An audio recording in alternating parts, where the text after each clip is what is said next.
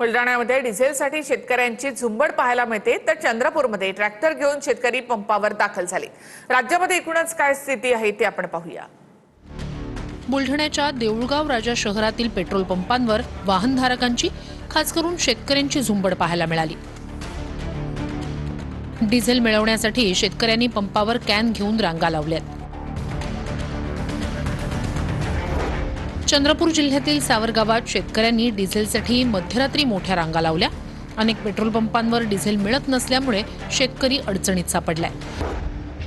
नंदुरबारच्या अनेक पेट्रोल पंपावर पेट्रोल आणि डिझेल नसल्याचे फलक लावण्यात आलेत। इंधन टंचाईमुळे काही पेट्रोल पंपावर वाहनांच्या लांबच लांब रांगा आहेत। जालना संभाजीनगर मुख्य महामार्गावरच्या औद्योगिक वसाहतीमधील पेट्रोल पंपावर वाहनधारकांनी मोठी गर्दी केली।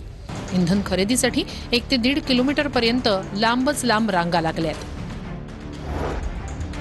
छत्रपती संभाजीनगरमध्ये क्रांती चौकातील HP पेट्रोल पंपावर डिझेल नो स्टॉकचे बोर्ड लागले। ग्रामीण भागात डिझेलसाठी मोठ्या रांगा, तर दुसरीकडे शहरात सुद्धा डिझेलचा तुटवडा आहे। मुक्ताईनगर तालुक्यात 5 पेट्रोल पंपांवर पेट्रोल आणि डिझेलची टंचाई निर्माण झाली। पेट्रोल डिझेल नाही अशा आशयाचे पंपावर बोर्ड लावण्यात आले। केंद्रीय मंत्री रक्षा खडसे यांच्या पेट्रोल पंपावरील पेट्रोल देखील संपलंय। वाशिम जिल्ह्यात सलग 5व्या दिवशीही पेट्रोल डिझेलचा तुटवडा कायम आहे। वाशिम शहरातील एका पेट्रोल पंपावर डिझेल उपलब्ध आहे। नागरिकांनी डिझेलचा अतिरिक्त साठा करू नये असं आवाहन प्रशासनाकडून केलं जातंय।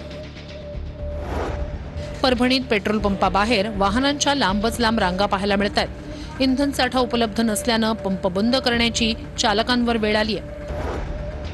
पंढरपूर शहरात CNGचा तीव्र तुटवडा निर्माण झाल्यानं वाहनांच्या तब्बल 2 किलोमीटरपर्यंत रांगा